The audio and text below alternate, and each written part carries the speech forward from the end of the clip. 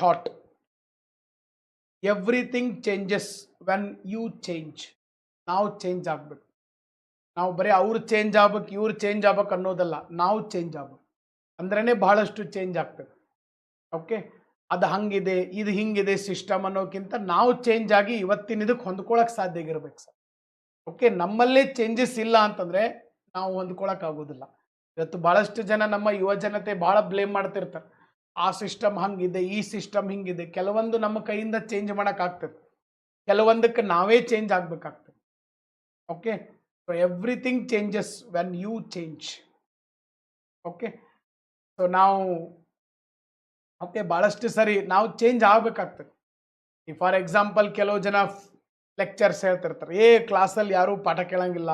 Okay, so ಇವತ್ತಿನ ಹುಡುಗರು ಓದಂಗಿಲ್ಲ, ಇವತ್ತಿನ ಹುಡುಗರು ಹಂಗೆ ಅದಾರ. ಇದನ್ನು ಮಾಡೋ ಬದಲಿ ಸರ್ ಹುಡುಗರಿಗೆ ಏನು ಇಂಟ್ರೆಸ್ಟ್ ಇದೆ ಅವ್ರ ವೇದಾಗ ಹೋಗಿ ತೊಗೊಂಬಂದು ನಾವು ಪಾಠ ಮಾಡಿಬಿಟ್ರೆ ಸರ್ ನಮ್ಮ ಫ್ಯಾನ್ ಆಗಿಬಿಡ್ತಾರೆ. ಪಾಯಿಂಟ್ ಅರ್ಥ ಆಗ್ತಾ ಇದೆ? ಓಕೆ, ಸೊ ಅವರು ವೇದಾಗ ಅವ್ರದ್ದೊಂದು ವೇ ಬೇರೆ ಇರ್ತೈತಿ, ನಮ್ದೊಂದು ವೇ ಬೇರೆ ಇರ್ತೈತಿ, ಇವೆರಡು ಸಿಂಕ್ ಆಗ್ಬೇಕು. ಓಕೆ, ನಾವು ಚೇಂಜ್ ಆದರೆ everything will going to change. But ನಾ ಹಿಂಗೆ ಇರ್ತನು, ನಾ ಇದನ್ನು ಬಿಟ್ಟು ಬರಂಗೇನೇ ಇಲ್ಲ, ನಂದು ವೇ ಆಫ್ ಟೀಚಿಂಗ್ ಹಿಂಗೆ ಅಂತಂದ್ರೆ ಏನೂ ಮಾಡೋಕ್ಕೆ ಬರೋದಿಲ್ಲ. ಓಕೆ, ಎವ್ರಿಥಿಂಗ್ ನಾವು ಚೇಂಜ್ ಮಾಡ್ಕೊತಾನೆ ಎಲ್ಲದಕ್ಕೂ ಒಗ್ಗುತ್ತಾ ಹೋಗಬೇಕು.